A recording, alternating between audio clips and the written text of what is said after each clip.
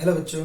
तो आओ आज हम स्टार्ट करते हैं अपने एडविक चैनल पर, यानी कि एडविक क्लासेस। और जो आज हमारी वीडियो स्टार्ट होने वाली दोबारा से वो है class 10th। Last time class 10th का जो हमने चैप्टर स्टार्ट किया था वो चैप्टर नंबर 5 था, जो हमारी एनसीईआरटी के अंदर अर्थमेटिक प्रोग्रेशन, यानी कि हिंदी में से क्या कहते हैं, समांतर श्रेणी। अब आज जो हम स्टार्ट करेंगे वो चैप्टर नंबर 13 है और ये मोस्ट इंपॉर्टेंट चैप्टर में से एक है। और चैप्टर का नाम क्या है हमारा, सरफेस एरिया एंड वॉल्यूम। तो मैं पहले आज की क्लास के अंदर ना सिर्फ जितने भी हमारे फॉर्मुलेज हैं उन सबको डिस्कस करूंगा, उसके बाद में हम आगे एक्सरसाइज के बारे में कुछ सोचेंगे। तो आओ हम स्टार्ट करते हैं। तो देखो जब चैप्टर हमारा है कौन सी क्लास का, क्लास 10th का चैप्टर हमारा सरफेस एरिया एंड वॉल्यूम। अगर मैं बात करूं सरफेस एरिया का मतलब क्या है, सरफेस एरिया का मतलब सिंपल सा है, कोई भी चीज जो है वो कितना एरिया कवर कर रही है, कितनी चीज जगह घेर रही है, उसके बारे में। तो यहां हम जो पढ़ेंगे वो कुछ शेप पढ़ेंगे। जैसे पहले नंबर पढ़ेंगे हम क्यूब की शेप, जिसे हिंदी में कहते हैं भाई घन। अब क्यूब की जो शेप होती है वो कुछ ऐसी होती है। अगर उसका 3 डायग्राम यहां बनाने की कोशिश करें,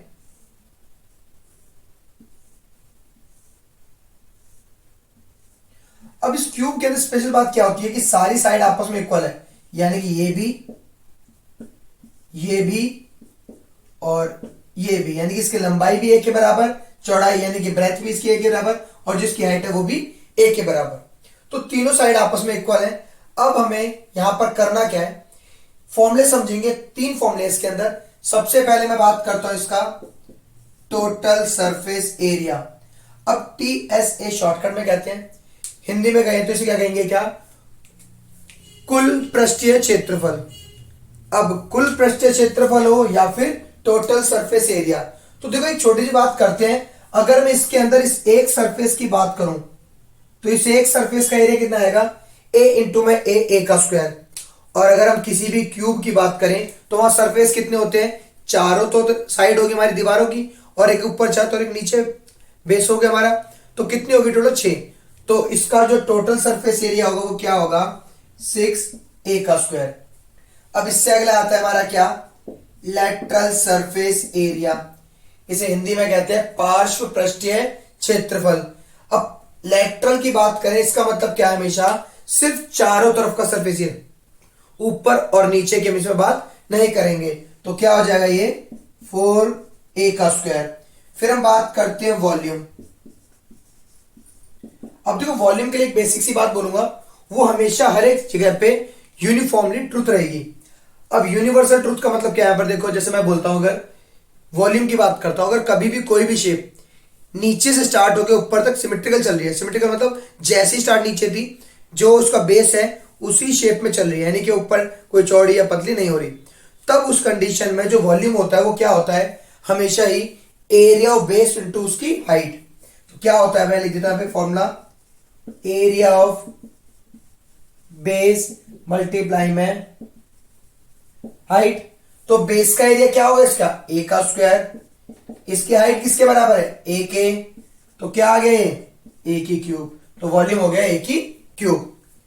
अब हम करते हैं स्टार्ट यहां पर इससे अगली शेप। अगली जो शेप हमारी क्या है, क्यूबॉइड, जिसे हिंदी में कहते हैं घनाभ। अब मैं अगर शेप की बात करूं, शेप कुछ ऐसी है।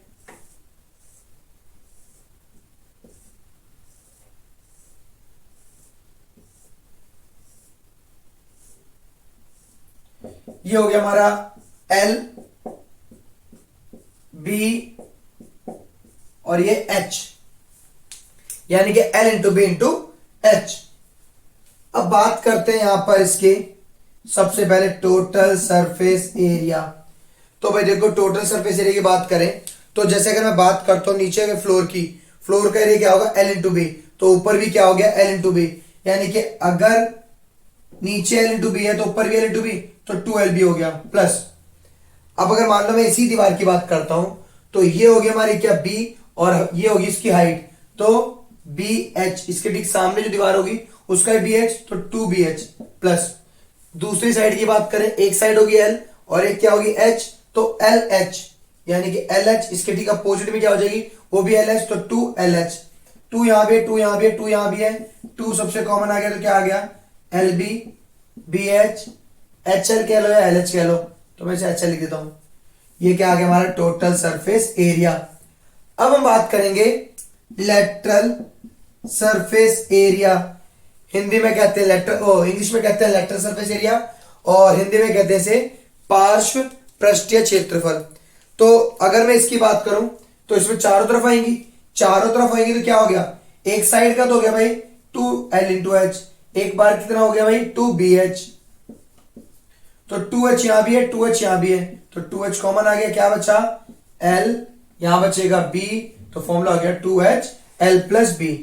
वॉल्यूम की बात करते हैं तो मैंने फॉर्मूला क्या लिखा, एरिया ऑफ बेस, बेस का एरिया कितना है L×B, हाइट कितनी है H, तो ये हो गया इसके वॉल्यूम का फॉर्मूला।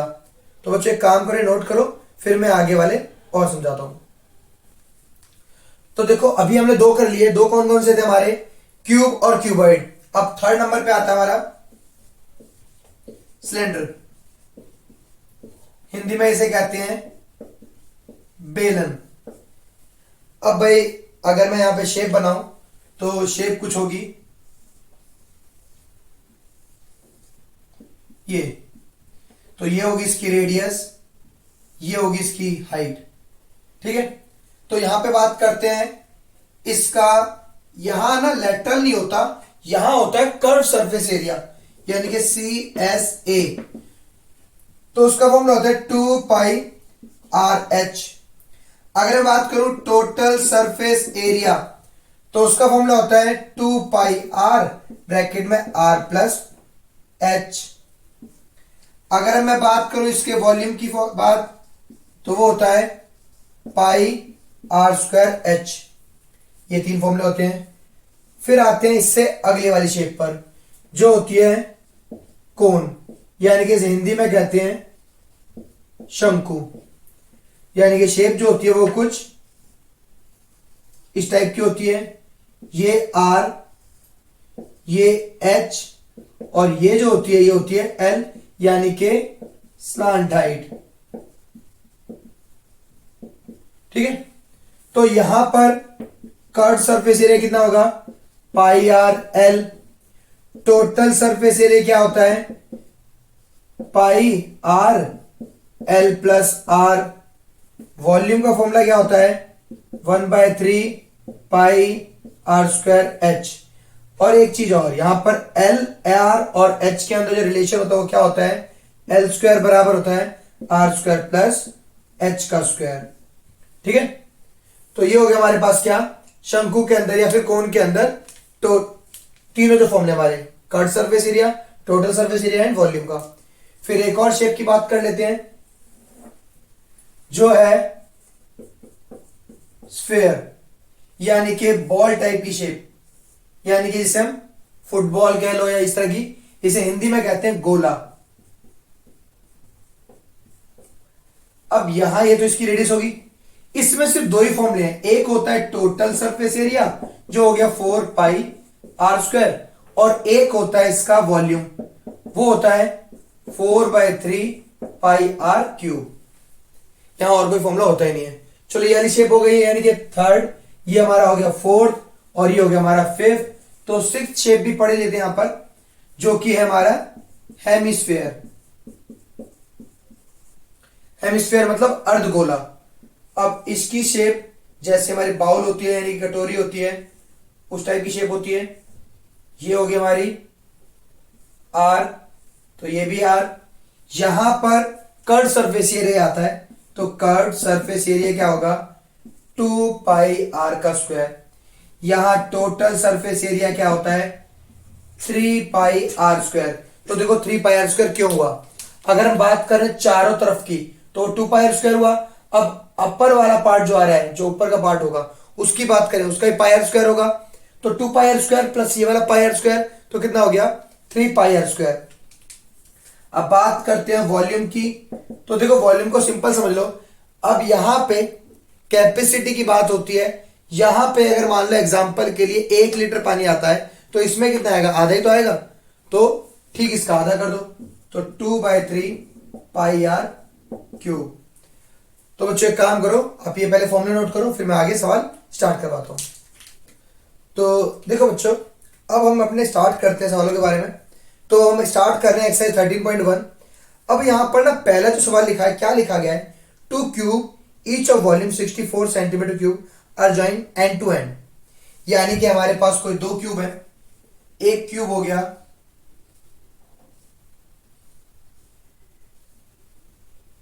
ठीक है।